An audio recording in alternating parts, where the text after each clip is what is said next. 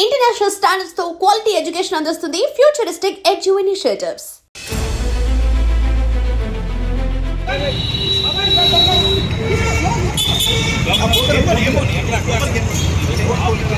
इधर देखो बेटा रवि भाई रवि भाई रवि रवि रवि ఇక్కడ చూడు రవి.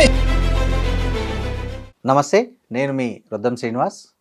ఇవాళ ఏదైతే తెలుగు రాష్ట్రాల్లో సంచలనం రేపినటువంటి ఐబొమ్మ, చాలామంది యాక్చువల్గా ఈ తరం యువకులు చాలా కనెక్ట్ అయ్యారు ఐబొమ్మతో. థియేటర్లో 2000 3000 ఖర్చు పెట్టి ఫ్యామిలీతో సినిమాలు చూడని వాళ్ళు చాలామంది ఇవాళ రేపు ఇంటర్నెట్లో, మొబైల్స్లో, అదేవిధంగా డెస్క్టాపుల్లో ఐబొమ్మ ఓపెన్ చేసుకొని కొత్త కొత్త సినిమాలు చూసేవాళ్ళు. అలాంటి దానివల్ల తెలుగు సినీ పరిశ్రమకు చాలా నష్టం వస్తుందని చెప్పి తెలుగు ఫిలిం ఇండస్ట్రీ పోలీసులు కంప్లైంట్ ఇచ్చింది. ఈ పోలీసులు ఈ ఫిర్యాదును చాలా సీరియస్గా తీసుకొని వేగవంతంగా దర్యాప్తు చేయడంతో పాటు దీనికి సంబంధించిన వారిని ఇప్పటికే 5-6 మందిని అరెస్ట్ చేశారు. ఇవాళ దీనికైతే ఎవరైతే ప్రధాన సూత్రధారి ఉన్నారో ఇమ్మడి రవి అనే వ్యక్తిని ఇవాళ అరెస్ట్ చేసినట్లు మనకు వార్తలు వచ్చాయి. ఈ నేపథ్యంలో ఇది ఎంతవరకు నేరము, ఇలాంటి నేరాలకు చట్టంలో ఎలాంటి శిక్షలు ఉన్నాయి, ఈ నేరాన్ని నిరూపించడానికి ఏర్పడే అవరోధాలు ఏంటి, ఇట్లాంటి విషయాలన్నీ మాట్లాడడానికి మనతో హైకోర్టు అడ్వకేటు పూజారి నాగేశ్వరరావు గారు ఉన్నారు. నమస్తే నాగేశ్వరరావు గారు. సార్, మీరు చూసి ఉంటారు, ఇవాళ ఒక వార్త కలకలం సృష్టించింది. ఏదైతే పోలీసులకు సవాలు విసిరారో, దమ్ముంటే పట్టుకోండి అని పోలీసులను ఏవైతే ఛాలెంజ్ చేశారో, అలాంటి ఒక వ్యక్తిని ఇవాళ తెలంగాణ పోలీసులు అరెస్ట్ చేసినట్లు మనం వార్తలు వచ్చాయి. ఇమ్మడి రవి అనే వ్యక్తి ఎక్కడో కరేబియన్ దీవుల్లో ఉండి ఈ నెట్వర్క్ అంతా ఆపరేట్ చేస్తున్నట్లు గుర్తించిన పోలీసులు ఆయన ఇక్కడ హైదరాబాద్ రావడంతో కూకటిపల్లి ప్రాంతంలో అరెస్ట్ చేసినట్లు చెప్తున్నారు.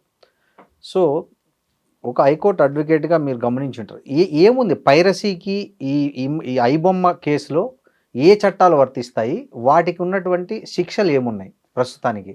జనరల్గా ఏంటంటే ఇది మనకు సైబర్ క్రైమ్స్ కిందకి వస్తుంది జనరల్గా. ఎందుకంటే ఎప్పుడైతే మనం ఎలక్ట్రానిక్ డివైసెస్ యూజ్ చేసి మనం క్రైమ్స్ చేస్తామో అదంతా సైబర్ క్రైమ్స్ కిందకి వస్తుంది. సో ఈ పర్టికులర్ కేసులో ఏంటంటే మనకు సైబర్ క్రైమ్స్ అనేది మెయిన్ అట్రాక్ట్ అవుతుంది. దాంతోపాటు మనకు చీటింగ్ కూడా రావచ్చు. ఇంకా గట్టిగా చెప్పాలంటే, ఖచ్చితంగా చెప్పాలంటే మీకు సివిల్ కేసు కూడా వచ్చే అట్రాక్ట్ అయ్యే అవకాశం ఉంటుంది. అంటే ఏ విధంగా? ఎందుకు అంటే ఇప్పుడు వీళ్ళు పైరసీ చేయడం ద్వారా నిర్మాతకు నష్టం కలిగించారు కాబట్టి, ఓకే, ఈ పైరసీ చేయడం ద్వారా నిర్మాతకు నష్టం కలిగించారు కాబట్టి ఆ నష్టాన్ని భర్తీ చేసుకోవడానికి కూడా నీ వల్ల నాకు నష్టం జరిగింది కాబట్టి అని చెప్పేసి సివిల్గా షూ చేసుకునే అధికారం కూడా ఉంటుంది వీళ్ళకి. Okay, compulsory. ఓకే. సో మనకు చూసుకుంటే ఏంటంటే main cyber crimes, at the same time మనకు బిఎన్ఎస్, మళ్ళీ అట్ ద సేమ్ టైం మనకు సివిల్ కేసెస్ కూడా పెట్టుకునే అవకాశం ఉంటుంది. అంటే ఇప్పుడు మీకు ఏమన్నా మీరు ఎఫ్ఐఆర్ కట్టింటారు కదా పోలీసులు, ఇప్పుడు కట్టిన సెక్షన్లు ఏమేమి ఉన్నాయి, దీనికి ఏమి ఇంప్లికేబుల్ అవుతాయి, తర్వాత వీటికి ఎలాంటి శిక్షలు పడే అవకాశం ఉంది ఒకవేళ నేరం రుజువు అయితే? ప్రధానంగా ఇప్పుడు మనకు తెలిసిన సమాచారం ప్రకారం ఏంటంటే ఇది అరెస్ట్ చేయడం జరిగింది, ఫ్రాన్స్ నుంచి వస్తుంటే అరెస్ట్ చేయడం జరిగింది అనేది మాత్రము మనకు తెలిసిపోయింది. ఇండియాలో నివసించే ఏ వ్యక్తి అయినా ఏదైనా క్రైమ్లో వాళ్ళ పార్టిసిపేషన్ ఉంది, లేకపోతే క్రైమ్ చేశారు అని అనుకున్నప్పుడు విదేశాల్లో ఉన్న వ్యక్తులు ఎవరైనా సరే ఇండియాకు వచ్చినప్పుడు మాకు తెలియజేయండి అని చెప్పేసి ఇండియన్ గవర్నమెంట్ ఎల్ఓసి అనేది ఒకటి రిలీజ్ చేస్తుంది. ఇది రెగ్యులర్గా జరిగే ప్రాసెస్. చాలామందికి వీటి మీద అవగాహన లేకుండా వీళ్ళు క్రైమ్లో ఇన్వాల్వ్మెంట్ అయి ఉంటారు. నా డేటా వీళ్ళకి ఎట్ట తెలుస్తుందిలే, గవర్నమెంట్కి ఎట్ట తెలుస్తుందిలే అని చెప్పేసి వీళ్ళు ట్రావెల్ చేసేస్తారు.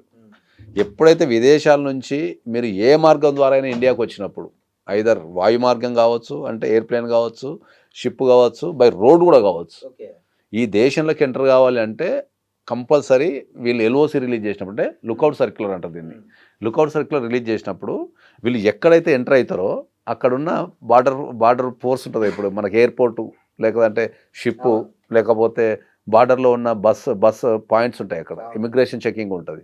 వాళ్ళ దగ్గర ఇన్ఫర్మేషన్ ఉంటుంది, వీళ్ళ పైన అరెస్ట్ వారెంట్ ఇష్యూ అయింది, ఎల్ఓసి ఇష్యూ అయింది అని చెప్పి ఉంటుంది. వాళ్ళు ఇమ్మీడియట్లీ వాళ్ళని పట్టుకొని ఈ కంప్లైంట్ ఎక్కడైతే రేజ్ అయిందో ఆ పోలీస్ స్టేషన్ వాళ్ళు పంపించేస్తారు. ఇది ప్రధానంగా జరిగే ప్రాసెస్. ఇప్పుడు పైరసీ కేసులు చాలా నమోదవుతుంటాయి పోలీసుల దగ్గర. సో ఇది కూడా అలాంటి కేసే, కాకపోతే దీని తీవ్రత పెద్దది కావచ్చు. కానీ ఈ పైరసీ కేసుల్లో ఇప్పటి వరకు మనకు తెలిసి, మీకు తెలిసిన ఏమైనా శిక్షలు పడ్డాయా? పడితే ఎలాంటి శిక్షలు పడ్డాయి? పైరసీ కేసులలో మనకు ప్రధానంగా ఎదురయ్యే ప్రాబ్లం ఏంటి అంటే, ఇన్ఫర్మేషన్ టెక్నాలజీకి సంబంధించిన కేసులు ఏవైతే సైబర్ క్రైమ్స్ చేసిన కేసుల్లో ప్రధానంగా ఎదురయ్యేది ఏంటంటే ఇన్వెస్టిగేషన్ అనేది మనకు చాలా ఇబ్బందికరమైన పరిస్థితి. ఇప్పుడు మీకు అందరికి అర్థమయ్యేది చెప్పాలంటే ఇప్పుడు ఐబొమ్మ తీసుకుందాం మనం. ఓకే, వీళ్ళు ఏం చేస్తారు జనరల్గా, ఒక థియేటర్లో ఒక కొత్త సినిమా రిలీజ్ అయినప్పుడు దాన్ని షూట్ చేసి ఇంటర్నెట్లో అప్లోడ్ చేస్తారు. వీళ్ళ డ్యూటీ ఇది. అవును. ఇప్పుడు ఒక థియేటర్లో షూట్ చేసి ఇంటర్నెట్లో అప్లోడ్ చేయడం అనేది క్రైమ్ అనేది నీకు అందరికి తెలిసిన సత్యం. కాపీరైట్ యాక్ట్, సైబర్ యాక్ట్స్ అన్నీ వచ్చేది కాబట్టి అది క్రైమ్ అనేది అందరికి తెలుసు. ఇప్పుడు తెలుగు సినిమాకున్న పరిస్థితి ఏంటంటే తెలుగు సినిమా అనేది మనకు ప్రపంచవ్యాప్తంగా రిలీజ్ అవుతుంది. ఓకే, ఈ ప్రపంచవ్యాప్తంగా రిలీజ్ అయినప్పుడు నువ్వు ఏ థియేటర్లో నువ్వు దాన్ని షూట్ చేసినావు ఒక పాయింట్. ఇప్పుడు యూరోప్లో రిలీజ్ అవుతుంది, లండన్లో రిలీజ్ అవుతుంది, ఆస్ట్రేలియాలో రిలీజ్ అవుతుంది, అమెరికాలో రిలీజ్ అవుతుంది. అక్కడ ఉన్న వ్యక్తులు దాన్ని షూట్ చేసి తర్వాత దాన్ని ఇప్పుడు మనకున్న ప్రాథమిక సమాచార ప్రకారం అంటే వీరు కరేబియన్ దీవుల నుంచి అప్లోడ్ చేస్తున్నారు అనేది ఒక పాయింట్. అంటే నువ్వు ఒక అమెరికాలో దాన్ని షూట్ చేసి నువ్వు ఆఫ్రికాలో కరేబియన్ దీవులలో కూడా దాన్ని అప్లోడ్ చేస్తున్నావు. ఓకే, సో ఈ ఇన్వెస్టిగేషన్ ప్రాసెస్ అనేది ఇప్పుడు నువ్వు కేసు ఎక్కడ, ఇప్పుడు నష్టం జరిగిన పర్సన్ ఎక్కడ ఉన్నాడు, తెలంగాణలో ఉన్నాడు. కంప్లైంట్ ఎక్కడ రేజ్ అయింది, తెలంగాణలో రేజ్ అయింది. మరి చిత్రీకరణ ఎక్కడ చేశారు, అమెరికాలో, ఆఫ్రికాలోనో, యూరోప్లోనో, ఆస్ట్రేలియా, అవుట్ ఆఫ్ కంట్రీ. మళ్ళీ కట్ చేస్తే అప్లోడ్ ఎక్కడ అయింది, ఆఫ్రికా కరేబియన్ దీవుల్లో అయింది. మరి ఇప్పుడు ఇంత ఇన్వెస్టిగేషన్ ఎక్కడ చేస్తారు వీళ్ళు అనేది చాలా పాయింట్. అంతెందుకు, ఇప్పుడు మన భారతదేశంలో కూడా ఇప్పుడు సైబర్ క్రైమ్స్ రెగ్యులర్ జరుగుతుంటాయి. హైదరాబాద్లో పర్సన్ ఉంటాడు, ఢిల్లీలో, ఉత్తరాఖండ్లో ఎక్కడనో ఒకడున్నాడు సైబర్ క్రైమ్ చేస్తాడు. డిజిటల్ అరెస్ట్లు కావచ్చు, లేకపోతే మనకు అకౌంట్ నుంచి పైసలు మాయం కావచ్చు, లేకపోతే మ్యాట్రిమోనియల్ వెబ్సైట్ అనో, లేకపోతే వర్క్ ఫ్రమ్ హోమ్ అనో, లేకపోతే గూగుల్ యాడ్స్ అనో, ఏదో రకరకాల స్కీమ్లతో వాళ్ళు చేస్తుంటారు. వాడు ఉండేది ఎక్కడ, ఢిల్లీలో, ఉత్తరాఖండ్లో ఎక్కడో విలేజ్లో ఉంటాడు. నష్టపోయిన వ్యక్తి హైదరాబాద్ ఉంటాడు. వీని ఇక్కడ నుంచి తీసుకెళ్ళి వాడిని అక్కడికి వెళ్ళి ఇన్వెస్టిగేషన్ చేసి వాడిని పట్టుకొని వచ్చి మళ్ళీ ప్రూవ్ చేసి వానికి బెయిల్ ఇప్పించి ఇదంతా లెంతీ ప్రాసెస్ ఇండియాలో. అంటే నేను యాజ్ ఏ అడ్వకేట్గా నేను పర్సనల్గా ఫీల్ అయ్యేది ఏంటంటే సైబర్ క్రైమ్స్ని పర్ఫెక్ట్గా చేంజ్ చేసి వాళ్ళకి శిక్ష చేసేంత మన దగ్గర అంత ఇన్ఫ్రాస్ట్రక్చర్ లేదు అంట నేను. ఇప్పుడు ఎందుకంటే నేను ఒక పర్సనల్ విషయం చెప్తాను. ఇప్పుడు I think Baahubali cinema, Rajamouli గారిది బాహుబలి సినిమాని పైరసీ చేసిండు. అవును. ఓకే, పైరసీ చేసింది ఎక్కడ, ఒరిస్సాలో ఎక్కడ చేసిండు. దాంట్లో కొందరు వ్యక్తులకి అరెస్ట్ చేసి తీసుకొచ్చిన తర్వాత కొందరు వ్యక్తులకి నేనే బెయిల్ ఇప్పించిన. నేను సైబర్ క్రైమ్స్ కింద బాహుబలి సినిమాని పైరసీ చేసినందుకు కొంతమంది వ్యక్తులు నేను బెయిల్ ఇప్పించిన. నేను ఆ తర్వాత ఇన్వెస్టిగేషన్ ప్రాసెస్ జరిగి అది ఎక్కడన్నది కేసు ఇంకా స్టిల్ ఇప్పటికీ. బాహుబలి సినిమా ఎప్పుడు రిలీజ్ అయింది, 10 ఏళ్ల క్రితం. మరి అది ఇప్పటికీ బాహుబలి 2 కూడా రిలీజ్ అయిపోయింది, ఇంకా అది అయిపోయింది, మర్చిపోయింది. ఆ కేసు ఇప్పటికీ అక్కడ పెండింగ్ ఉంది. సో సైబర్ క్రైమ్స్లో ఇన్వెస్టిగేషన్ చేసేంత, ఇంత లెవెల్ ఇన్వెస్టిగేషన్ చేసేంత మనకు కోఆపరేషన్ కావాలి ఒక కంట్రీతోని. వీళ్ళు వెళ్ళి పర్మిషన్స్ తీసుకోవాలా, ప్రూవ్ చేయగలగాల. సైబర్ క్రైమ్స్లో ఏంటంటే ఆ నేరం జరిగినప్పుడు మాత్రమే ఆవేశం ఉంటుంది. కాలక్రమం అనేది లేట్ అవుతుంటే కొంత అందరూ మర్చిపోతుంటారు. ఇప్పుడు బాహుబలి కేసు తీసుకుంటే అందరూ మర్చిపోయారు. ఈ పర్టికులర్ ఐబొమ్మ కేసు తీసుకుందాం. ఇప్పుడు రవిని అరెస్ట్ చేశారు, ఆయనకి ఇప్పుడు బెయిల్ రావడానికి ఏమన్నా ఇబ్బంది ఉందా, లేదా ఆయనకి ఎన్ని రోజుల్లో బెయిల్ వచ్చే అవకాశం ఉంది? ఈ చట్టాలు ఏంటంటే మనకి ఏ కేసులైనా కూడా కోర్టు పరంగా చూస్తే ఏ కేసులైనా కూడా కోర్టుకు ప్రాథమిక లక్ష్యం బెయిల్ ఇమ్మనే చెప్తారు ఎప్పుడు కూడా. అంటే పర్సన్ పారిపోకుండా సెక్యూర్ చేసుకొని బెయిల్ ఇచ్చినప్పుడు ఏంటంటే పర్సన్ పారిపోకుండా ఉండాలా, విట్నెస్లను బెదిరించద్దు, సాక్ష్యాలు తారుమారు చేయొద్దు, ఇట్లాంటి కొన్ని కండిషన్స్ని గమనించిన తర్వాత బెయిల్ ఇస్తారు. ఓకే, ఇప్పుడు మనకు దీనికి సంబంధించిన పూర్తి వివరాలు తెలియదు కాబట్టి మనం దీని గురించి కొద్దిగా లిమిటెడ్గానే మాట్లాడాల్సి వస్తుంది. బెయిల్ ఇర్రెస్పెక్ట్ ఆఫ్ సిచ్యువేషన్ బెయిల్ వస్తుంది. మళ్ళీ దీంట్లో 2 రకాలు ఉంటాయి. బెయిల్ రావడం ఏంటంటే విత్ ఇన్ ద 90 daysలో వీళ్ళు ఛార్జ్ షీట్ వేయాలి. ఇన్వెస్టిగేషన్ ఎఫ్ఐఆర్ అయిన తర్వాత వీళ్ళు ఛార్జ్ షీట్ మొత్తం ఇన్వెస్టిగేషన్ అంతా విత్ ఇన్ ద 90 daysలో చేసి ఛార్జ్ షీట్ వేయాలి. ఒకవేళ 90 daysలో వీళ్ళు ఛార్జ్ షీట్ వేయలేదు అనుకో, is entitled for bail. Okay, అంటే డిఫాల్ట్ బెయిల్ ఇచ్చేస్తుంది కోర్టు. ఓకే బాబు, నువ్వు 90 daysలో వీళ్ళు ఛార్జ్ షీట్ ఏం లేదు, నేను వదిలిపెట్టేస్తున్నాము విత్ కండిషన్స్. మళ్ళీ ఏది దేశం వదిలిపెట్టి పారిపోవద్దనో, విట్నెస్లను బెదిరించద్దనో, లేకపోతే ఇంత సెక్యూరిటీ డిపార్ట్ చేయమనో మళ్ళీ బెయిల్ ఇచ్చేస్తాయి. డిఫాల్ట్ బెయిల్ అంటాం. అవును, 90 days తర్వాత ఇచ్చేస్తారు. అదొక పాయింట్. మరి ఇంత ఇప్పుడు వీళ్ళు చెప్పేటప్పుడు కరేబియన్ దీవుల్లో అప్లోడ్ చేస్తున్నారు అన్నప్పుడు 90 days ప్రాసెస్లో ఇంటర్నేషనల్ సంబంధాలు ఉన్న ఈ కేసును వీళ్ళు ఇన్వెస్టిగేషన్ చేయగలుగుతారు అనేది ఒక ఛాలెంజింగ్ పాయింట్. అవును. ఓకే, ఇంకోటి అప్పుడు మన చట్టాలు అలో చేస్తాయా అంటే ఈ మీరు ట్రీటీలు అన్నట్లు ఉంటాయి, చాలా ఉంటాయి. ఇప్పుడు వేరే దేశం వెళ్ళి ఇంకో రెండు ట్రీటీస్ ఉన్నాయి, చాలా ఖండాలు ఉంటాయి. ఆఫ్రికా ఖండము అక్కడ ఉంటది అది ఎక్కడ ఉందా? ఉన్నది అంటే మనం అది ఎప్పుడైనా ఇప్పుడు మనం మాట్లాడేది ప్రాథమిక సమాచారం ప్రకారం మాట్లాడుతున్నాం, కానీ ట్రీటీస్ ప్రతి కంట్రీకి ఉమ్, ఈ ట్రీటీస్ అనేటివి ఉంటాయి. దాని ప్రకారం వీళ్ళు కోఆపరేషన్ చేసుకోవాల్సిన అవసరం కంపల్సరీ ఉంటుంది. కానీ టైం ల్యాబ్స్ అనేది అవును. అది 90 daysలో చేయగలుగుతున్నది ఒక పాయింట్. సో ఇక ఈ ప్రపంచానికి తెలియని ఒక విషయం ఏంటంటే ఇప్పుడు వచ్చిన రవి గారు కరేబియన్ దీవుల నుంచి అప్లోడ్ చేశారని చెప్పారు. ఉమ్, ఓకే, ఉమ్, సో ఈ కరేబియన్ దీవులలో ఒక 7-8 దీవులు ఉన్నాయి. Um, okay, Saint Nevis and Kitts అని, ఉమ్, గ్రెనడా అని, ఉమ్, తర్వాత ఒక 7-8 దీవులు ఉన్నాయి. ఉమ్, ఈ దీవుల ప్రత్యేకత ఏంటి అంటే ఈ భూప్రపంచంలో ఎవరి దగ్గర ఒక ₹1 నుంచి ₹2 కోట్ల నెట్ క్యాష్ అనుకుంటే డైరెక్ట్ పోయి ఆ దేశం యొక్క పాస్పోర్ట్ కొనుక్కోవచ్చు. ఓకే, ఎవరైనా ఈ భూప్రపంచంలో ఓకే, ఓకే, ఏ వ్యక్తి అయినా అతని దగ్గర ఇండియన్ కరెన్సీలో ఒక ₹1 నుంచి ₹2 కోట్లు అనుకుంటే ఒక మీరైనా కూడా ఈవెన్ మీ దగ్గర ఇప్పుడు ఒక ₹1 ఉంటే ఒక దీవికి వెళ్ళి మీరు ఆ పాస్పోర్ట్ కొనుక్కోవచ్చు డైరెక్ట్. అంటే ఆ దేశానికి సిటిజన్షిప్ కావచ్చు, మీరు సిటిజన్ అయిపోవచ్చు. ఇక్కడ అపార్ట్మెంట్లు కొనుక్కుంటారు, ఇక్కడ అపార్ట్మెంట్ కొనుక్కున్నాడు అది కూడా 3-4 monthsలో ఇచ్చేస్తారు మీకు పాస్పోర్ట్ ఓకే, డైరెక్ట్. అంటే వితౌట్ విజిటింగ్ దట్ కంట్రీస్, అంటే మీరు ఆ కంట్రీకి కూడా పోవాల్సిన అవసరం లేదు. మీరు ఇండియాలో కూర్చొని ఆ కంట్రీ సిటిజన్షిప్ అప్లై చేసుకుంటే వాళ్ళు వెరిఫికేషన్ చేసేసుకొని ఆ పైసలు ఆ దేశానికి ఇవ్వగానే మీకు పాస్పోర్ట్ ఇచ్చేస్తారు, ఇక్కడ పోస్ట్ చేసేస్తారు. ఓకే, ఈ పాస్పోర్ట్ తీసుకొని ఇండియన్ పాస్పోర్ట్ నువ్వు సరెండర్ చేసి ఆ దేశానికి సిటిజన్ అయిపోతావు. ఓ, ఆ దేశం పాస్పోర్ట్ తీసుకొని నువ్వు ఆ దేశానికి వెళ్ళిపోయి ఆ దేశ పౌరుని అయిపోతావు. ఉమ్, ఆ దేశాలలో బ్యూటీ ఏంది, ఇన్కమ్ ట్యాక్స్ ఉండదు ఆ దేశాలలో. ఓకే, ఓకే, ఇన్కమ్ ట్యాక్స్ ఉండదు, నువ్వు ఎంత సంపాదించి ఇన్కమ్ ట్యాక్స్ ఉండదు. ఉమ్, మళ్ళీ ఆ దేశంలో బ్యూటీ ఏంటంటే నువ్వు ఆ ఫండ్స్ ఫారిన్ నుంచి ఎంతైనా రావచ్చు, వీళ్ళు ఈ దేశం నుంచి ఎంతైనా పంపచ్చు. ఓకే, ఇప్పుడు ఇండియా నుంచి నువ్వు ఫండ్స్ అడుగులు పంపలేవు. ఆ, individual person maximum 2.5 crores per annum పంపగలుగుతారు అంతే. అదే నువ్వు దుబాయ్ నుంచి 100 కోట్లు పంపచ్చు, మరి దుబాయ్కి 100 కోట్లు వస్తుంది. దుబాయ్ పాస్పోర్ట్ ఇవ్వరు, మీరు కానీ చెప్పే కరేబియన్ దీవులలో మీరు చెప్పే ఆప్షన్ ప్రకారము ఈ కేసులో ఉన్న రవి పాస్పోర్ట్ కొనుక్కోవచ్చు. అక్కడ పాస్పోర్ట్ కొనుక్కొని ఉంటే what is the చాలా మంది process? దేశంలో చాలా మంది తెలియదు ఇది. ఒకవేళ కొనుక్కొని ఉంటే ఏంది అంటే కొనుక్కునేటప్పుడు అక్కడ సిటిజన్ అయిపోతాడు కదా, okay, that is the problem. ఇప్పుడు వీరు అక్కడ అప్పుడు ఎంతకాలం పెడతారు ఇక్కడ ఎల్ఓసి మీద అనేది ఒక పాయింట్ మనకు. ఓహో, ఇప్పుడు ఆయన ఆ పాస్పోర్ట్ కొనుక్కున్నాడా లేకపోతే అక్కడ ఉంటున్నాడా అనేది ఒక ప్రధానంగా చర్చించాల్సిన విషయం. చాలా మందికి ఈ దేశంలో చాలా మందికి ఇట్లాంటి ఒక వ్యవస్థ ఉందని తెలియదు. ఉమ్, లో అక్కడ ట్యాక్స్ ఉండదు, తర్వాత అక్కడ ఆఫ్ షోర్ కంపెనీలు అంటే ఫేక్ కంపెనీలు, అవును, అక్కడ అన్ని షెల్ కంపెనీలు పెడతారు, సూట్ కేస్ కంపెనీలు పెట్టి ఈ ప్రపంచంలో ఉన్న డబ్బులంతా అక్కడ డంప్ చేసి మళ్ళీ అక్కడ నుంచి ఇంకా వేరే దగ్గరికి వైట్ చేసి పంపిస్తుంటారు. ఇది ఒక గేమ్. అవునులే, అక్కడ దేశాలు పట్టించుకోవు, ఎందుకంటే అక్కడ దేశాలలో ఆ దేశాల్లో జనాభా ఎంత తెలుసా, 40,000, 50,000, 30,000 ఆ దేశ జనాభా ఎంత ఉంటుంది. ఇన్ కేసు ఇతను నిజంగా అక్కడ సిటిజన్ అయి ఉంటే ఛాలెంజ్ చేయొచ్చు ఇక్కడ బెయిల్ అంటే ఐ మీన్ కోర్టులో సిటిజన్ ఛాలెంజ్ ప్రకారం బెయిల్ ఇస్తానికి సిటిజన్తో సంబంధం లేదు. ఓకే, కాకపోతే దేశం వదిలిపెట్టకుండా పాస్పోర్ట్ సీజ్ చేసే అధికారం కొంతవరకు, పాస్పోర్ట్ సీజ్ చేసే అధికారం కానీ ఇప్పుడు ఆ కంట్రీ పాస్పోర్ట్ ఉన్నా కూడా వీళ్ళు సీజ్ చేస్తారా? చేస్తారు. సీజ్ అంటే తాత్కాలికంగా సీజ్ చేసే అధికారం పోలీసు వాళ్ళకు ఉంటుంది. ఓకే, ఓకే, ఇండియన్ పాస్పోర్ట్ అయితే అసలు సీజ్ చేయలేరు, కానీ తాత్కాలికంగా కొంతకాలం పెట్టుకునే అవకాశం ఉంటుంది. కానీ ఆ కంట్రీ దాటకుండా ఉండటానికి కోర్టు ఏం చేస్తానో చూడాలి. ఇప్పుడు మనకు వస్తున్న వార్తల ప్రకారము రవి అకౌంట్ నుంచి ₹3 కోట్ల సీజ్ చేసినట్టు వస్తుంది పోలీసుల వర్షన్. అవును.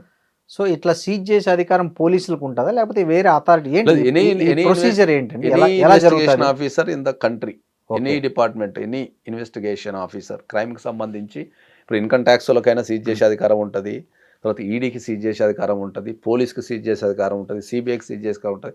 ఏదన్నా ఫండ్స్ మీద డౌట్ వచ్చినప్పుడు వాళ్ళకి ఇండియాలో ఉన్న ఏ అకౌంట్నైనా, ఏ బ్యాంకునైనా, ఏ ఆర్థిక సంస్థనైనా సీజ్ చేసే అధికారం వీళ్ళకు ఉంటుంది.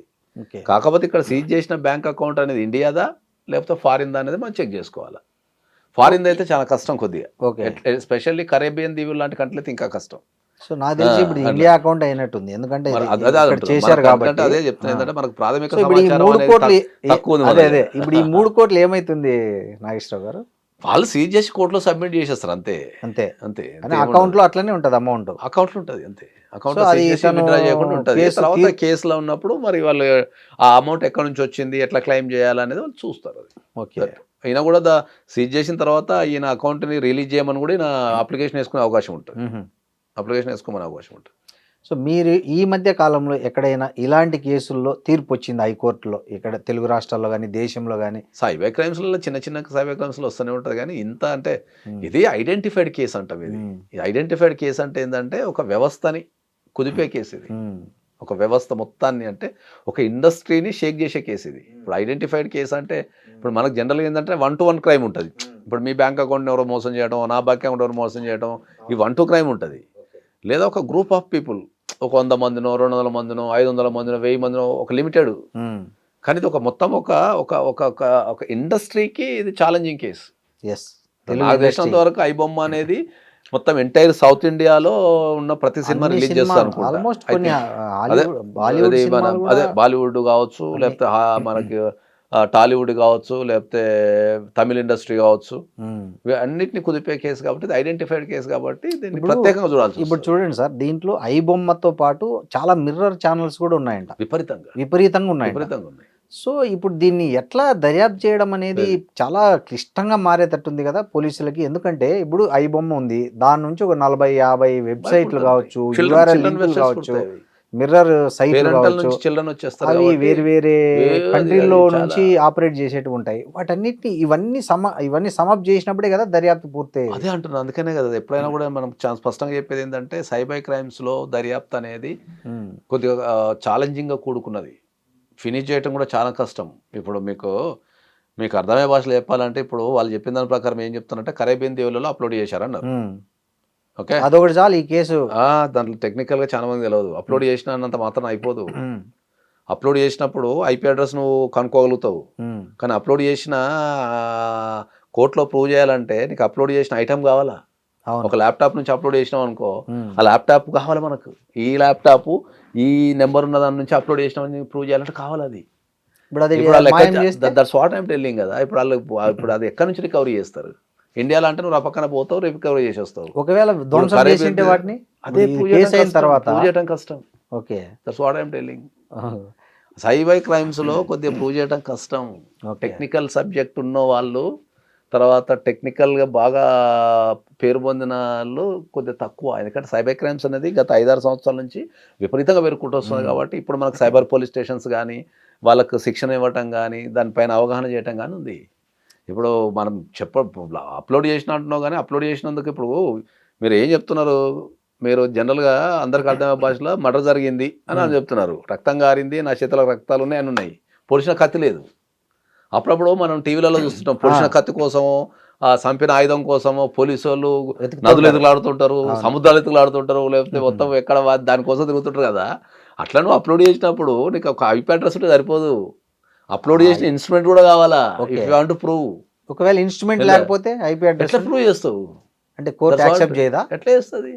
అంటే ఇక్కడ అప్లోడ్ చేసినవి అన్నీ ఉంటాయి కదా, అట్లా ఉన్నంత మాత్రం కాదు. అది కష్టం. అది కోర్టులో court process is different. Okay, general public is different. Okay, అర్థమైందా? అట్లా కాబట్టి మీరు చెప్పే దాన్ని బట్టి ఈ ఓటీటీ కావచ్చు, ఈ డిజిటల్ కంటెంట్ పైరసీకి అరికట్టడానికి అవసరమైన చట్టాలు కానీ, మ్యాన్ పవర్ కానీ మన దేశంలో ఉందనుకోవచ్చా? లేదనుకోవచ్చా? ఉంది, కానీ ఎవరు దృష్టి పెట్టడం లేదు ఇంకా. ఇప్పుడు సోషల్ మీడియాకు సంబంధించి, ఇంటర్నెట్కి సంబంధించి మన దేశంలో ఇంకా అంత అవేర్నెస్ లేదు. కరెక్ట్, అవేర్నెస్ లేదు. ఇప్పుడు మీకు అందరికీ తెలియని ఒక విషయం ఏంది, ఇప్పుడు ఆస్ట్రేలియా కంట్రీ ఉంది, మీరు చెక్ చేసుకోండి, బిలో 16 years వాళ్ళు సోషల్ మీడియా ఉపయోగించడానికి లేదు. అవును, ఈ మధ్య రూల్స్ కూడా పెట్టారు కదా, below 16 years there is no use of social media. అవును, లేదు. భారతదేశంలో హైయెస్ట్ యూజర్స్ మీకు సోషల్ మీడియాలో 16 years టీనేజర్సే హైయెస్ట్. అవును, ఇప్పుడు నేను పనికన్నా వచ్చి 1 గంట సేపు 2 గంటలో మనకున్న పనిలో ఒక 6 గంటలు 7 గంటలు పని చేస్తాం మనం. అవును, టీనేజర్స్కి ఏం పని ఉంటుంది? ఉండదు. వాళ్ళు అట్రాక్ట్ అవుతుంటారు, వాళ్ళకి తెలుసుకోవాలని ఉంటుంది. ఇంతకుముందు ఒక విషయం కావాలి అంటే వ్యవస్థ ఎంతగానో మారిందో ఒకసారి చెప్తాను నేను.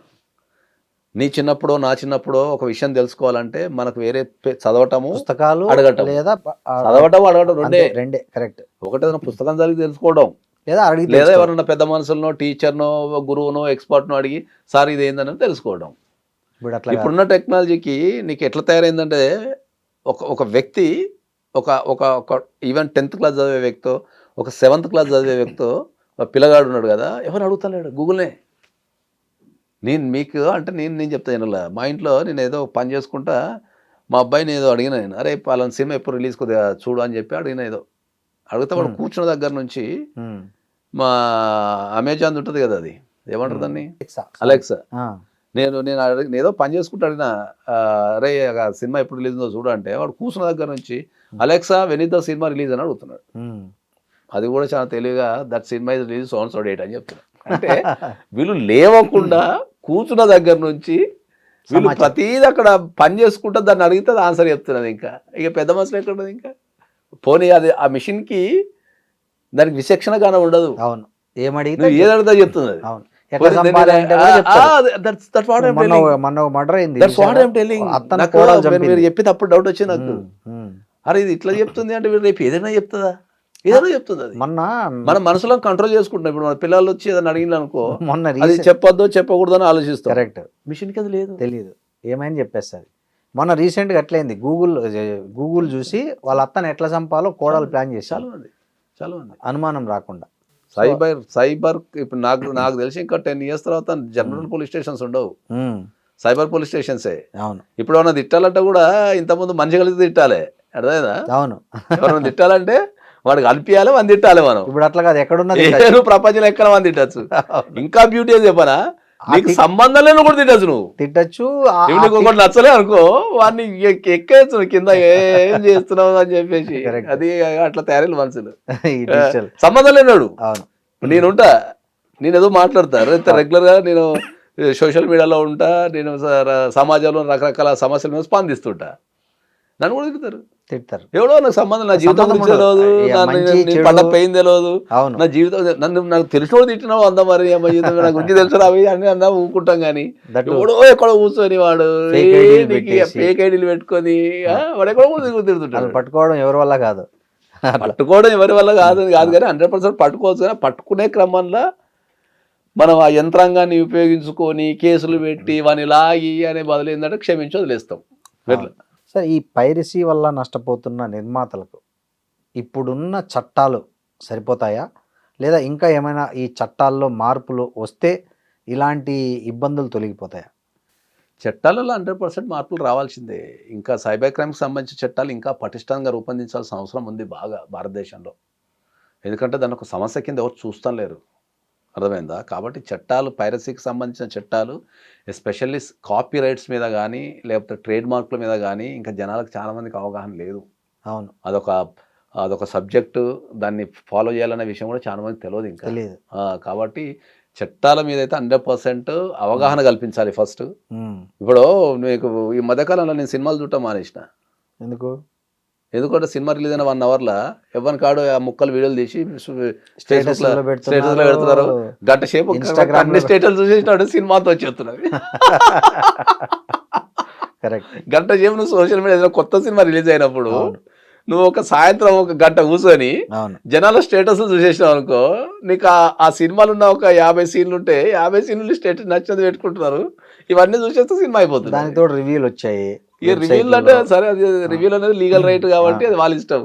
కానీ వీళ్ళు స్టేటస్ లో డైరెక్ట్ లైవ్ తీసి పెడుతున్నారు కదా, అది ఎవరు ఆపగలుగుతారు?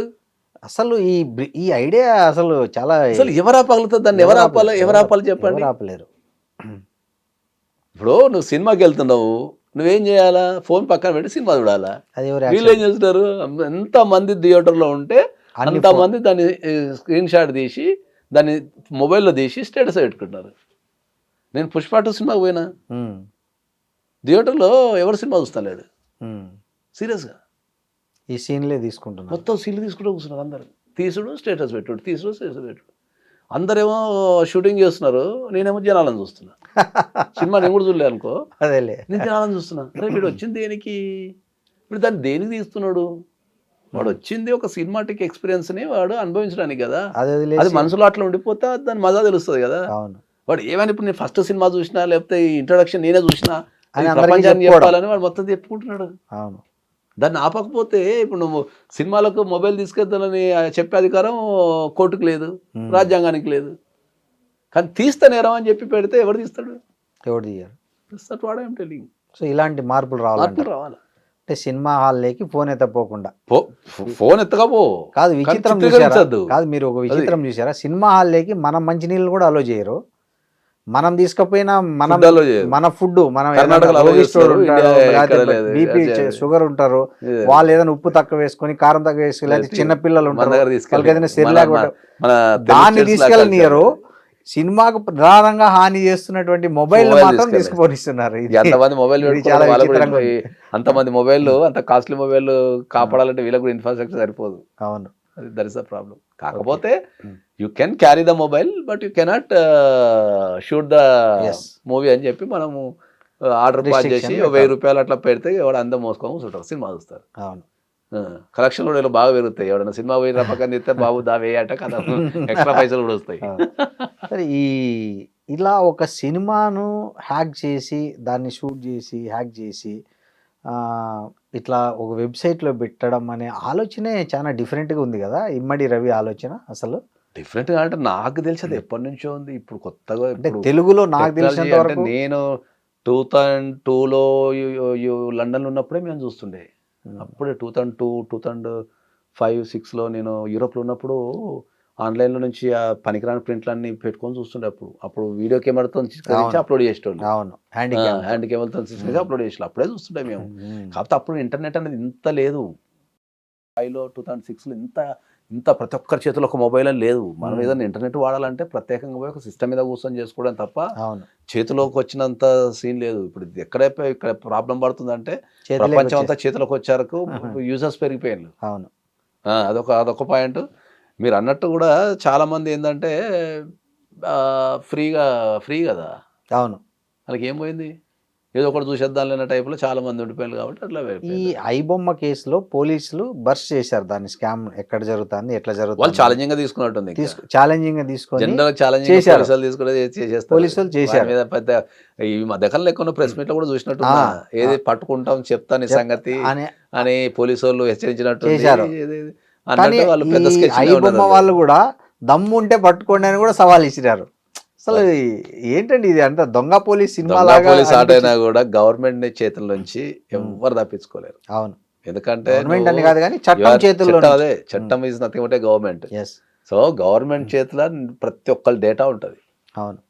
పాస్పోర్ట్ డేటా ఉంటుంది, ట్రావెలింగ్ డేటా ఉంటుంది, నీకు అన్ని డేటాలు, ఫోన్ డేటా ఉంటుంది, కాల్స్ ఎటు పోతున్నాయో డేటా ఉంటుంది, ప్రతి ఒక్క డేటా ఉంటుంది. వాళ్ళు దృష్టి పెడితే ఎంతసేపు ఎవరినైనా వాళ్ళు దృష్టి పెడితే ఎవరైనా పట్టుకుంటారు. అవును. పట్టుకోవడం లేట్ కావచ్చేమో కానీ దృష్టి పెడితే ఎవరైనా పట్టుకుంటారు. ఈ రవి పోలీసులకు సవాల్ విసిరాడు, దమ్ము ఉంటే పట్టుకోండి అంటే. ఏ ధైర్యంతో అతను ఇట్లా అడిగింటాడు అంటే అదే అనుకోవచ్చు. నేను అనేది ఏంటంటే అదే కరేబియన్ పాస్పోర్ట్ ఉండొచ్చు, కొన్ని ఉండొచ్చు, ఒకటి అయిపోయింది. ఇండియా ఫోన్ అనుకో ఉండొచ్చు, ఇండియా రానంతకాలం అరెస్ట్ చేయలేరు, ఇండియాకి వస్తే అరెస్ట్ చేయాలి. తర్వాత ఆయనకు చట్టాల మీద అవగాహన లేనట్టుంది, డేటాలు ఆగుతున్నది ఎక్కడి నుంచి అనేది అవగాహన లేనట్టుంది. ఉంటే 3 కోట్లు ఎందుకు పెట్టుకుంటాడు? ఆ 3 కోట్లు అది ఇండియాకి రాడు, ఎందుకంటే ఎల్ఓసి రిలీజ్ అయి ఉంటుంది కదా. కరెక్ట్. ఎల్ఓసి మీద ఐడియా లేకున్నట్టుంది. నేను ఎవరు తెలియదు కదా, నాది కరేబియన్ పాస్పోర్ట్ కదా అనుకుని ఉంటాడు. That's what year the biggest mistake ఏంటంటే నాది కరేబియన్ పాస్పోర్టు, ఇండియా దగ్గర డేటా ఉండదు, నేను పోతే నన్ను ఎవడు పట్టుకోడు అని అనుకుంటాడు. కానీ వీళ్ళు ఎక్కడి నుంచో ఆ కరేబియన్ పాస్పోర్ట్కి సంబంధించిన డీటెయిల్స్ తీసుకొని ఇండియా భూభాగం మీద ఈ ప్రపంచంలో ఎవరి పాస్పోర్ట్ అయినా బ్యాన్ చేసే అధికారము, లేకపోతే ఎవరి పాస్పోర్ట్ మీదైనా ఎల్ఓసి రిలీజ్ చేస్తారో ఇండియాకు ఉన్నది. సో వీళ్ళు కంపల్సరీ ఆ కరేబియన్ పాస్పోర్ట్ అన్ని దేశాలకు లేదా? అనేది ఏ దేశానికి ఆ దేశానికి ఉంటుంది, అమెరికాకు ఉంటుంది. అట్లనే మన ఇండియాకి ఏంటంటే ఎవడైనా మన దేశస్తుడు రావాలన్నా పోవాలన్నా వాని మీద ఎల్ఓసి రిలీజ్ చేసే అధికారం మనకు ఉంటుంది, even the any person in the world. So ఈయనకు అవగాహన అనుకుంటున్నా అంటే నేను I guess that Caribbean passport ఉంది కాబట్టి ఇండియా దగ్గర నా డేటా ఉండదు అనుకోవచ్చు. అదొక ప్రాబ్లం ఉంటుంది. ద బిగ్గెస్ట్ స్కామ్ అది. మీకు కరేబియన్ దీవులలో సిటిజన్షిప్ కొనుక్కోవడం అనేది ద బిగ్గెస్ట్ స్కామ్. మళ్ళీ కరేబియన్ దీవులలో సిటిజన్షిప్ కొనుక్కుంటా one of the top most ఏంది అంటే నువ్వు దగ్గర ఒక 140 దేశాలు వీసా లేకుండా తిరగచ్చు. ఒక అమెరికా, కెనడా తప్ప యూరోప్ అన్ని, మళ్ళీ యూరోప్ అంతా తిరగచ్చు, యూకే తిరగచ్చు, సౌత్ ఆఫ్రికా మొత్తం తిరగచ్చు, మలేషియా, సింగపూర్, ఇవన్నీ దేశాలు వితౌట్ వీసా తిరగచ్చు. అది కరేబియన్ పాస్పోర్ట్లలో ఉన్న అదొక బ్యూటీ అది.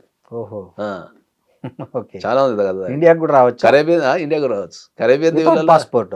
మనం ఇండియాలో ఉంటే మనకు ఓసే కార్డు ఇస్తారు కదా. ఓకే. కాదు, ఇప్పుడు ఎవరైనా without visa, passport without visa. Okay okay, without visa. Without visa Caribbean passport ఉన్నోళ్ళు వితౌట్ వీసా 140 నుంచి 150 దేశాలు ఫ్రీగా తిరగచ్చు వాళ్ళు. ఆ పాస్పోర్ట్ చూపించుకొని ఇప్పుడు ఆ పాస్పోర్ట్ వీసా మీద వెళ్ళిపోతారు వాళ్ళు. ఓకే, అదొక అడ్వాంటేజ్ ఉంది. ఓకే. సో ఆయన నేను ఇండియా రానులే అనుకుని ఉండొచ్చు, లేకపోతే ఇండియాలో నా డేటా లేదు అనుకుని ఉండొచ్చు. ఎందుకు వచ్చాడు మరి ఉన్నట్టుండి? సార్ ఎక్కడి నుంచి ప్రపంచంలో తెలవని విషయం ఏంటి అంటే ఏంటంటే పుట్టిన నేల ప్రాంతము, ఫుడ్, కల్చరు నువ్వు ఈ భూప్రపంచంలో ఎక్కడి పోయినా కూడా మర్చిపోలేరు. అది తిరుగుతుంటారు, ఎప్పుడో అప్పుడు లాగేస్తుంది. నువ్వు ఎంత పోయినా ఒక 10 years పోతావు, 15 years పోతావు, కానీ ఫైనల్గా ఒక్కసారైనా రావాలనిపిస్తుంది. ఇప్పుడు దీంట్లో ఒక ఐబొమ్మతో పాటు ఈ ఐబొమ్మ లాంటి సైట్లకు, మిర్రర్ సైట్లకి గ్లోబల్ హోస్టింగ్స్ ఇచ్చారు కొంతమంది, అలాగే అడ్వర్టైజర్స్ ఉన్నారు.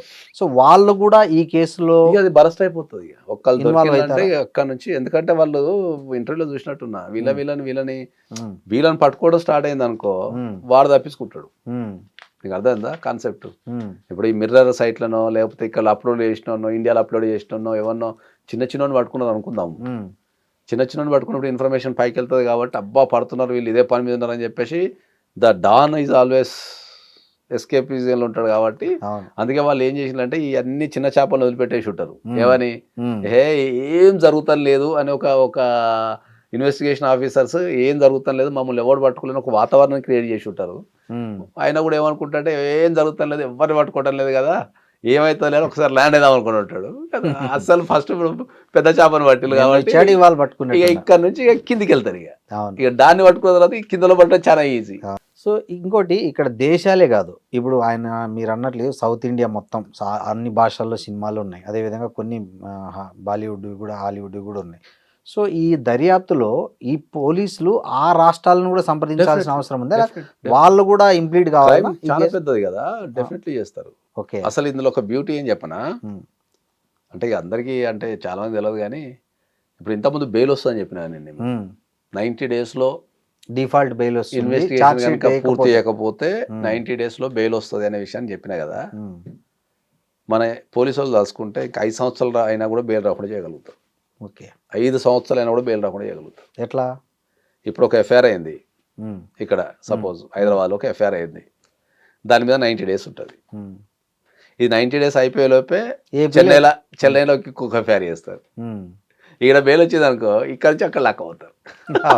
అక్కడ 90 days అయిపోతుంది అనగానే అక్కడ నుంచి బెంగళూరులో ఒకటి చేస్తారు, మళ్ళీ వీళ్ళు ఇక్కడ నుంచి అక్కడ తీసుకెళ్ళిపోతారు, అక్కడ ఒక 90 days పెడతారు. ఇట్లా ఇక వాళ్ళు ఎవ్రీ 3 months ఒక క్రైమ్ పెట్టుకుంటూ పోతే 5 సంవత్సరాలు కూడా బెయిల్ రాదు. ఇప్పుడు కొన్ని పొలిటికల్ కేసుల్లో జరిగినట్లు అట్లా చేస్తారు. తర్వాత ఇంకొకటి, మీరు ఈ వార్త వచ్చిన వెంటనే మీరు సోషల్ మీడియాలో ఇమ్మడి రవిని సపోర్ట్ చేస్తున్న వాళ్ళు 195 మంది ఉన్నారు. మా దేవుడని, మా అలాంటి సామాన్యులకి సినిమా చూపించిన దేవుడని, అతన్ని ఏ కారణంగా అరెస్ట్ చేశారు అని, అసలు మీకు దమ్ము ఉంటే టెర్రరిస్టులను పట్టుకోండి, ఇక్కడ హైదరాబాద్లో టెర్రరిస్టులు ఉంటే గుజరాత్ ATS పోలీసులు వచ్చి పట్టకపోతున్నారు, వాళ్ళనే వదిలేస్తున్నారు, ఇతను ఏం తప్పు చేశాడని పట్టుకొచ్చారని, అతని ఫోటో పెట్టండి మేము దండం పెట్టుకోవాలని, ఇట్లా రకరకాలుగా సోషల్ మీడియాలో ఈ కొంతమంది సపోర్టుగా చేస్తున్నారు. దీన్ని ఎట్లా అర్థం చేసుకోవాలి? ప్రధానంగా చట్టాల మీద అవగాహన లేకపోవటం అని చెప్పాలి వాళ్ళకి, అంతే. ఎందుకంటే ఇప్పుడు నీవేదో ఫ్రీగా సినిమా వచ్చిందని చూస్తున్నావు కానీ అది తప్పు అనేది వాళ్ళకి తెలవాల.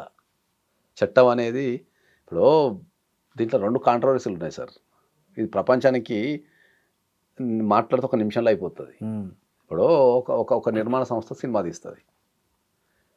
Cinema is a product. అది అవును. వాడు 100 రూపాయలు తీసుకుంటాడు, 1000 రూపాయలు తీసుకుంటాడు, 100 కోట్లు పెట్టుకుంటాడు. టికెట్ 1000 రూపాయలు పెడతాడు, 5000 పెడతాడు, 10,000 పెడతాడు. నీ ఇష్టం ఉంటుంది చూడలేదు, చెప్తలేదు. నిన్నైతే బలవంతంగా అయితే కంపల్సరీ అయితే పెట్టలేదు కదా, బలవంతంగా అయితే పెట్టలేదు కదా. అవును. ఓకే, దానికి మీరు ఆ గగ్గోలు పెట్టడం ఎందుకు? అంటే వీళ్ళు ఏమంటారంటే సినిమా చూడడం అనేది ఇవాళ సామాన్యుడి పరిస్థితి అవును మధ్యతరగతి సార్, ఇప్పుడు 1000 అందుబాటులో రూపాయల టికెట్ లేదు ఊర్లలో పెట్టరు కదా, లేదు 1000 రూపాయల టికెట్ ఊర్లలో పెట్టరు కొన్ని కదా, ఓటీటీలో 1000 రూపాయల చూద్దామంటే టికెట్ ఊర్లలో పెట్టరు కదా. ఓటీటీలు కూడా చాలా కాస్ట్ పెంచేసాయి. ఏం కాస్ట్ ఉంది ఓటీటీలో? నాకు తెలిసి పెద్ద కాస్ట్ ఏం అంటే లేదు. ఎనీ దాంట్లో ఓటీటీ యాడ్స్ లేకుండా చూడాలంటే 1000 రూపాయలు సంవత్సరానికి 1000 రూపాయలు ఉంది సార్. అది మాక్సిమం 2000 విత్ ఉంది. యాడ్స్ లేదు, మాక్సిమం 2000 ఉంది సంవత్సరానికి వితౌట్ యాడ్స్ ఉంది. ఓటీటీలు. సో ఇతను 2000 అంటే నెలకి ఎంత పడుతుంది సార్? ఇప్పుడు సినిమాలో 200 పడుతుంది నెలకు. నెలకు 200 పడుతుంది. ఒక్క ఓటీటీ తీసుకుంటే ఇంటిల్లి పాది ఎవరు పడితే వాళ్ళు లాగిన్ అవుతున్నారు. ఇంకా గట్టిగా మాట్లాడితే షేరింగ్ చేసుకుంటున్నారు ఓటీపీని. ఇంకా వాళ్ళు కూడా 2 లాగిన్స్ 3 లాగిన్స్ కూడా అమ్ముతున్నారు వాళ్ళు. 4 లాగిన్స్ ఇస్తున్నారు మరి ఒక్కొక్క ఓటీటీని బట్టి వాళ్ళ వాళ్ళ ప్యాకేజ్ బట్టి ఇస్తున్నారు. ఇప్పుడు ఒక ఓన్లీ నీకు టికెట్ రేట్ అనేది 5,000 ఉంటుంది. అంటే టైం ఉండదు. ఈ తరహా వాళ్ళ ఆర్గ్యుమెంట్ ఏం చేస్తున్నారంటే సినిమా తీసుకునే ఏం నష్టం వస్తుంది, సినిమాలు ఆడుతున్నాయి లాభాలు వస్తున్నాయి కదా, మరి దీనివల్ల ఎంతమంది ఉన్నారు, సంఖ్య ఎంత ఉంది, దీన్ని అంత పెద్ద సీరియస్గా తీసుకోవాల్సినంత పెద్ద కేసు. సినిమాలు ఆడుతున్నాయి లాభాలు వస్తున్నాయి అనేది మాత్రం అయితే అదైతే అవాస్తవం. ఓకే, 100కు 2 3 100కు నాకు తెలిసి 10% సక్సెస్ అవుతాయి సినిమాలు. 90% సినిమాలు ఫెయిల్యూరే ఉంటాయి. అవును, 90% రికవరీ కూడా రావు చాలా మందికి. అంటే నేను ఇవాళ ఈ అరెస్ట్ వార్త కింద వచ్చిన కామెంట్లు చదివా. Arrest వార్త వాళ్ళు కింద ఏమంటారంటే వచ్చిన కామెంట్లు, నష్టం నిర్మాత నష్టపోతుంటే హీరో రెమ్యునరేషన్ హీరోయిన్ రెమ్యునరేషన్ అవి తగ్గించుకోండి అని సార్, అది కోర్టులో. ఇప్పుడు సార్ అదే ఇప్పుడు అంటే వాళ్ళ ఒక ఆర్గ్యుమెంట్. విషయం అడుగుతా సార్, ఎనీ బిజినెస్ లో క్వాలిటీని బట్టే రేట్ ఉంటుంది సార్. ఇప్పుడు ఈ ప్రపంచం అందరు మూర్ఖంగా మాట్లాడతారు. ఇప్పుడు తిరుపతి దేవుని దగ్గరికి పోవాలా, ఓకే, ఫ్రీగా పోయేటోడు ఉంటాడు, 500 ఇచ్చి 500 ఇచ్చి 10,000 ఇచ్చి 1000 రూపాయలు ఇచ్చి పోయేటోడు ఉంటాడు, 1,00,000 రూపాయలు ఇచ్చి పోయేటోడు ఉంటాడు, 5 లక్షలు ఇచ్చి పోయేటోడు ఉంటాడు. మరి దాని మీద నువ్వు ఎందుకు కామెంట్ చేయవు? దేవుడే కదా, అందరు దేవుడే కదా, అవును, నా దేవుడు నీ దేవుడే కదా, అందరు సమానమే కదా దేవుని ముంగట. దేవుని ముఖ అయితే ఏమైతే లేదు కదా, ఎందుకు చేయవు దాని మీద క్వశ్చన్? ట్రైన్ తీసుకో, ట్రైన్ సేమ్ ప్లాట్ఫామ్ ఉంటుంది, సేమ్ డ్రైవర్ ఉంటాడు, సేమ్ ట్రైన్ ఉంటుంది, ఎవ్రీథింగ్ ఈ సేమ్ ఉంటుంది. నువ్వు కూర్చొని పోయేది ఉంటుంది, నిలబడి పోయేది ఉంటుంది, పండుకొని పోయేది ఉంటుంది, అవును, ఫస్ట్ క్లాస్ ఏసీ ఉంటుంది, సెకండ్ క్లాస్ ఏసీ ఉంటుంది, థర్డ్ క్లాస్ ఏసీ ఉంటుంది. అవసరం అయితే నీకు పైసలు ఉంటే ఒక బోగి కూడా బుక్ చేసుకునే అవకాశం ఉంటుంది. అవును. మరి దాన్ని ఎందుకు క్వశ్చన్ చేయవు? దాన్ని ఎందుకు క్వశ్చన్ చేయవు? అంటే ఇది ఇప్పుడు నీ దగ్గర ఉన్న అది జనాలకు అవగాహన లేక, చట్టాలపైన చట్టాలపైన అవగాహన లేక, ఉన్న ఫెసిలిటీస్ పైన అవగాహన లేక. అంటే ఇలాంటి సపోర్ట్ చేయడం కూడా నేరం కింద పరిగణిస్తారా? ఇప్పుడు నేను అడుగుతా, ఇప్పుడు ఒక సినిమా రిలీజ్ అయింది, ఫస్ట్ డే ఒక రేట్ పెట్టేసిన అనుకుందాము, రేట్ పెట్టేసినప్పుడు 2 రోజుల తర్వాత చూస్తే ఏమవుతుంది? రేట్ తగ్గిన తర్వాత అవును, ఏమి వారం తర్వాత చచ్చిపోవు కదా, అవును, చచ్చిపోవు కదా. నువ్వు ఫస్ట్ డేనే చూడాలని ఎందుకు అనుకుంటున్నావు? అది that is a product. Cinema అనేది ఒక ప్రొడక్ట్.